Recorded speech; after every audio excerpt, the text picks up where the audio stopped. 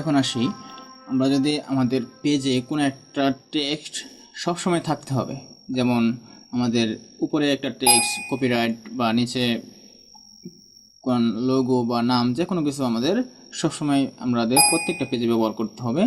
এরকম যদি হয় তাহলে আমরা এটা প্রত্যেকটা পেজে এভাবে না লিখে আমাদের এটার জন্য একটা অপশন আছে, সেটা হচ্ছে হেডার অ্যান্ড ফুটার অপশন। আমরা যদি ইনসার্ট মেনুতে যাই তো আমরা এখানে দেখতে পাবো হেডার অ্যান্ড ফুটার গ্রুপ আছে, আর এই গ্রুপের ভিতরে আমাদের তিনটা জিনিস আছে, হেডার, ফুটার এবং হচ্ছে পেজ নাম্বার। তো হেডার হচ্ছে আমাদের পেজের উপরের অংশটুকু হচ্ছে হেডার, আর পেজের নিচের এই অংশটুকু হচ্ছে আমাদের ফুটার। আর পেজ নাম্বার, তো পেজ নাম্বার আমাদের প্রত্যেকটা পেজের আলাদা আলাদা যে ক্রমিক নাম্বার সেটা। তো আমরা এখন দেখব হচ্ছে হেডার এবং ফুটার কীভাবে আমরা সেট করতে পারি।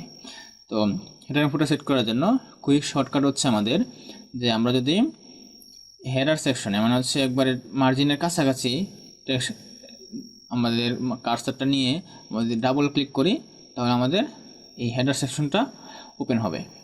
তো হেডার সেকশন ওপেন হওয়ার পরে এখানে আমরা আমাদের টেক্সট লিখতে পারবো। যেমন আমি এখানে লিখলাম কপিরাইট 2023। তো এটাকে আমরা কিছু কুইক ফরম্যাট দেই। তো এখানে আমরা যদি অ্যালাইন করতে চাই তাহলে এখানে ফরম্যাট আমরা দেখতে পাচ্ছি না, তাহলে আমরা জানি আমরা ফরম্যাটিং করতে পারবো হচ্ছে আমাদের হোম বাটন থেকে এখানে আমরা যদি এখান থেকে আমাদের রাইট অ্যালাইন করি তাহলে এটা এখানে চলে আসবে।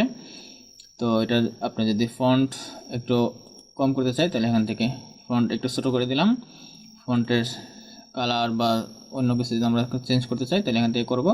তো আমি এটা একটু হালকা কালার দিলাম। আচ্ছা, আমি আপাতত এতটুকুই রাখবো, আপনি চাইলে এখানে আরও অনেক কিছু অ্যাড করতে পারেন। তো এটা করার পরে দেখেন আমাদের প্রত্যেকটা পেজে আমাদের এটা অ্যাড হয়েছে, নিচের পেজে অ্যাড হয়েছে, আমাদের উপরে এই পেজও অ্যাড হয়েছে। তার মানে হচ্ছে হেডার সেকশনটা হচ্ছে আমাদের প্রত্যেকটা পেজে অ্যাড হয়েছে। তো সেমভাবে আমরা ফুটারে কোনো কিছু অ্যাড করতে চাইলে জাস্ট ফুটারে আমরা লিখতে পারবো। আর যদি আমরা এর থেকে বের হয়ে আসতে চাই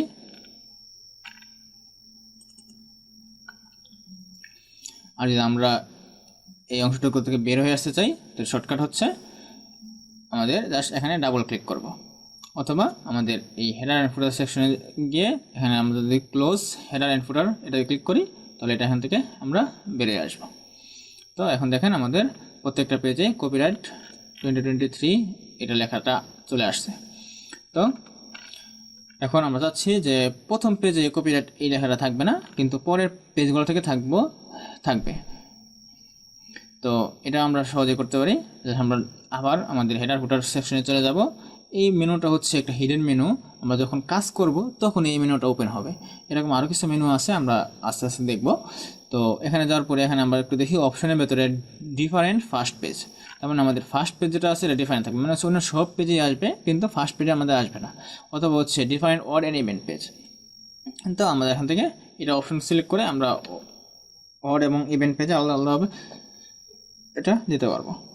তো আমি এটা দিলাম হচ্ছে ডিফারেন্ট ফার্স্ট পেজ।